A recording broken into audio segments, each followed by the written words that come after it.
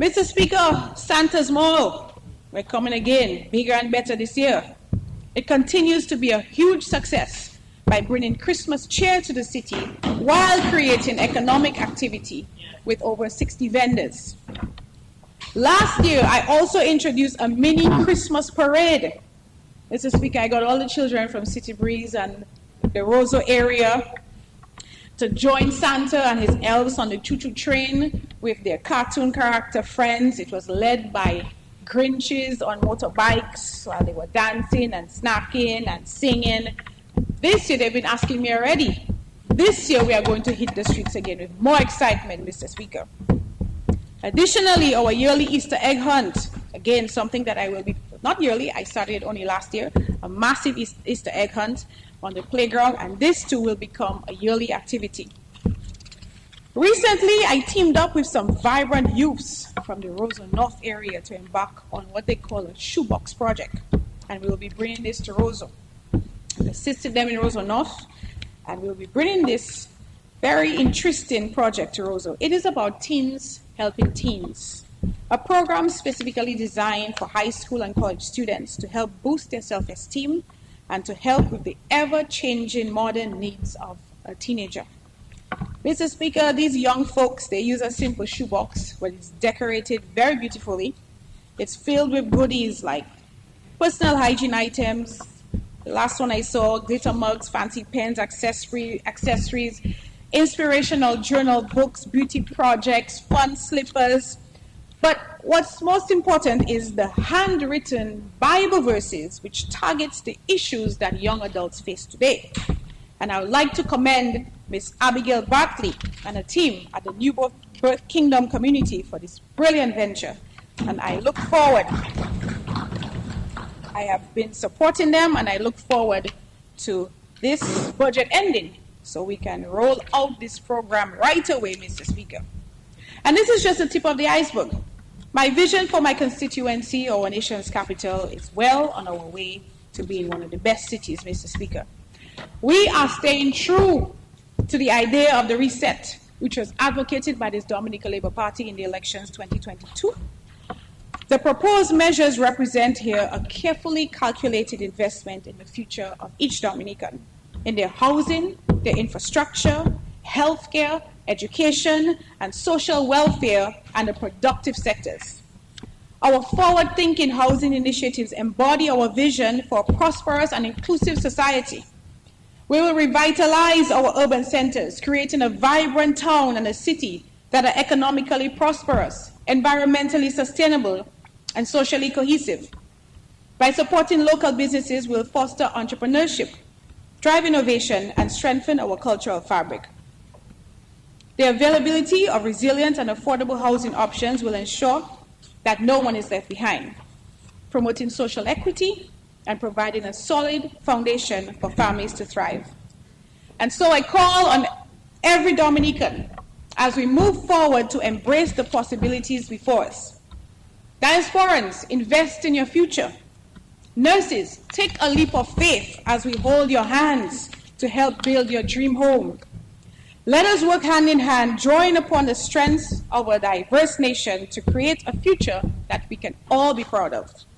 And I would like to thank my very efficient and detailed Permanent Secretary, Dr. Kira Paul, for your hard work. Let me commend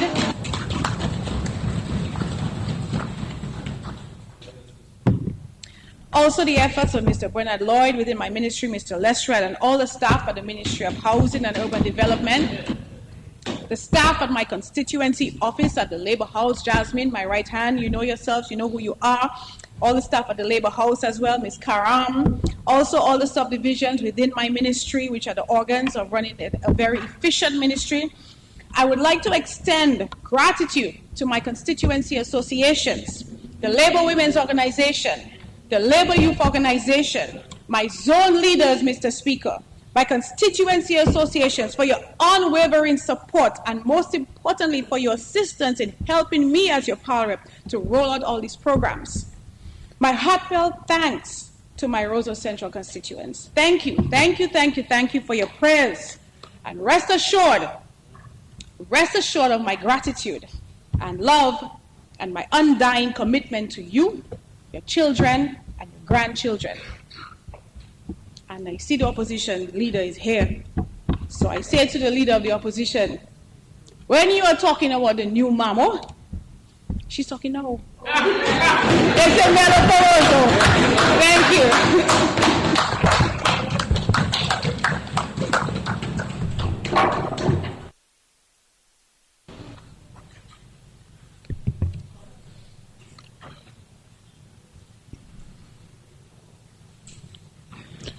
Yes, Senator Henderson Reed, I recognize you.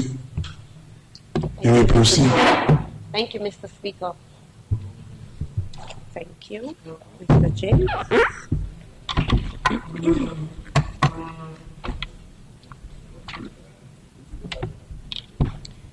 Mr. Speaker, I wish to give my contribution to the 2023-2024 budget in a struggling economy where national reset should be more than just a campaign term, but a way to move the economy forward. Yeah. Permission to refer to my notes? Yes, permission is granted. Yes, permission is granted. Proceed. I trust that those who are tasked to interrupt my presentation will in fact abort that plan and listen, take notes, consider all recommendations in the spirit in which it is given, so we can engage in a fruitful debate. All right. July of every year, the sitting government of the Commonwealth of Dominica comes to Parliament seeking approval of a budget. Everyone is super upbeat and applauds quite a lot on budget day. I have followed these proceedings for many years as a civilian. This year, I was afforded the opportunity to go through the budget, dissect it, and refer to budgets of years before, especially the most recent financial year of 2022-2023.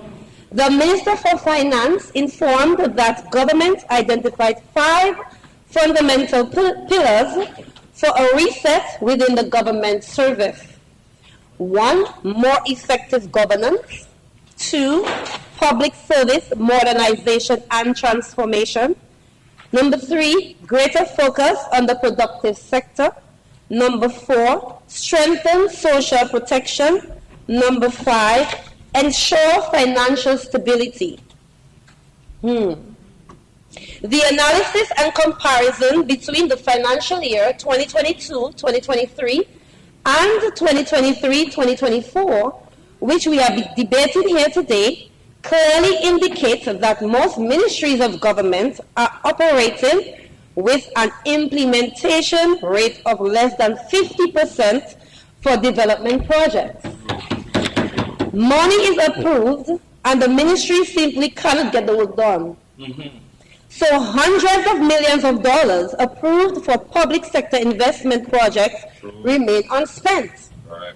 For example, Mr. Speaker, in 2022-2023, according to the estimates before this Honorable House, the Ministry of Agriculture and National Food Security used 42% of its budget. The Ministry of Public Works and the Digital Economy used 39% of its budget. The Ministry of Finance used 26% of its budget. The Ministry of National Security, 3% of its budget. The Ministry of Health, Wellness and Social Services, 36% of its budget. Ministry of Tourism, International Transport and Maritime Initiative, 11%. Ministry of Sports, Culture and Community Development, 23%. Ministry of Youth Development and Empowerment, Youth at Risk, Gender Affairs and Seniors, 0%. Ministry of Governance, Public Service, Reform and Social Justice, 0%. Unbelievable. This book, y'all. Mr. Speaker, it clearly shows that these ministries have not accomplished what they promised the Dominican people. They who are sitting here in Parliament today, tasked to lead and ensure that these projects are complete, have not completed the work which they have been assigned to do. Mr. Speaker, Yes. is this how we are going to achieve the strong governance that, according to the Finance Minister, is critical to the national reset? Is this the stronger oversight of the implementation of government projects and programs that this reset cabinet of ministers boasts of? Is this how government becomes more accountable to and in touch with the needs of the citizens? Are we really going to reform and or modernize the electoral system to make it fit for the purpose of free and fair elections at the start of the real national reset with the 0% spending achieved in 2022-2023? Wow. Is this how, in the words of the finance minister, we put greater focus on the productive sector, including the allocation of more government resources to projects and programs to facilitate sustainable economic growth and increase the number of permanent jobs available in this country? Wow. Is this how we strengthen social protection with a focus on safeguarding the vulnerable, especially senior citizens and the differently abled? Is this how we enhance the system for the delivery of proper health care? Mercy. Mr. Speaker, I listened to the morning news on the nation station DBS Radio last Tuesday, July 26th, before the budget presentation took place in Parliament. As is customary, a few Dominicans on the street were interviewed. Yes. They were asked to give their expectations of the 2023-2024 budget. Two interviews stood out for me. One man responded, "I would like a budget that is transparent, one that is not a pie in the sky, one that people can really see and benefit from, yes, not just a bunch of talk, and money that the country doesn't really experience." Another responded, "No, when I hear the figures about the budget, it sounds very good, but my take is most time you hear the budget, but you don't see the budget trickling down in the country, so sometimes I hearing how much millions for that, how much millions for that, how much millions for that, millions, but then I not seeing the money." Millions. I resonated with what both men were saying. Millions and millions are presented in the budget for the different ministries, yet we can't see the millions reflected in the economy. Mr. Speaker, I am not making this up, you know. These are not stories. It is reflected in the 438-page draft estimate for 2023-2024. In the estimates. We are cheating the Dominican people, and it is high time that this government really do a national reset and deliver on their millions of promises and develop this country. You do have to be blind to not see. Mr. Speaker, a little bit of history here today. In the year 1951, yes, the credit union movement began in the Commonwealth of Dominica by a nun named Sister Alicia. Her fervent hope was to help the less fortunate find an avenue to help themselves and each other, because the banks at that time was only for the rich and for those who could afford it. So there was nothing for poor people. Mr. Speaker, the success of the credit union movement is successful, Mr. Speaker. Amen. 80% of our Dominican population benefiting from it. Correct. Clearly indicates that there was the need for such an institution, where from small savings, persons could help each other with small loans to improve their economic condition. And this is happening right now. The loans that the credit union gives are member savings. It is member-owned, member-governed, and member-managed. Yes. Yes. Over the past 72 years, the savings of the less fortunate, hard-working people of Dominica, our grandparents and great-grandparents, has grown significantly and has assisted us to make living here in Dominica better for this generation. Very good. An opportunity to borrow and build for ourselves and our families. An opportunity for a better life. Yes. Mr. Speaker, a needs assessment survey conducted by the sector concluded that the Dominica cooperative sector is positioned to play an important role in realizing several national economic and social development objectives in the country, including contributing to food security, reducing poverty, developing an entrepreneurial class, building resilient businesses, our favorite word, resilient, job creation, building communities, strengthening the creative sector, creating of economic clusters, Mr. Speaker. The credit union around the island was instrumental in building the Dominica that we are proud to call our home.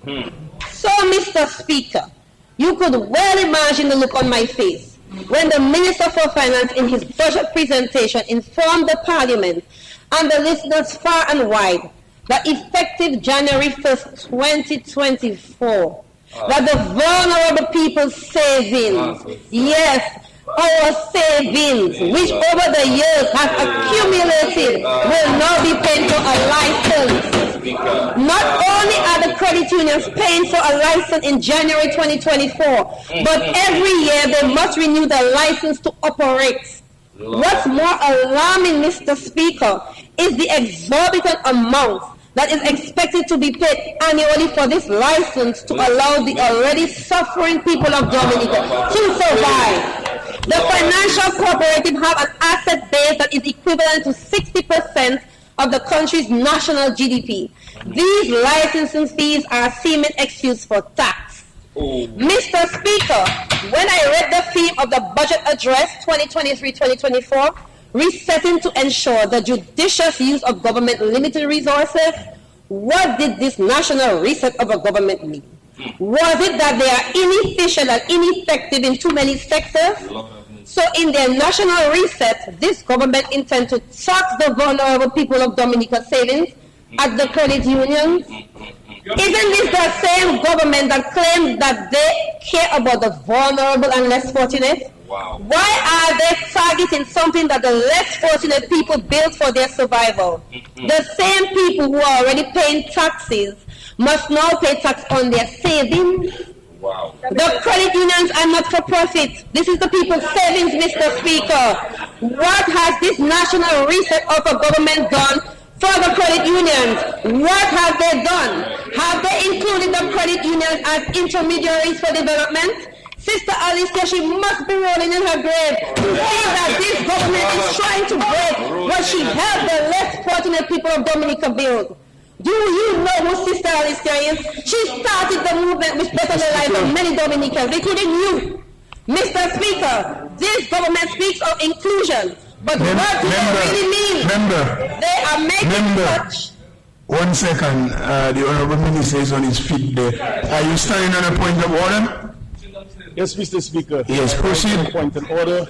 Mr. Speaker, the assertions from the Senator are technically and factually incorrect in the measures that were presented by the Minister of Finance.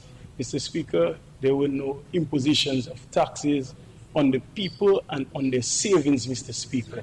And to allow but what is your point of order specifically? Mr. Speaker, it is factually incorrect, Mr. Speaker, and we cannot use which statement exactly that's incorrect? Mr. Speaker, we allowed the Senator to stand here, Mr. Speaker, in this honorable House, and to say that the government is imposing a tax on people's savings, Mr. Speaker, and that is technically and factually incorrect, Mr. Speaker.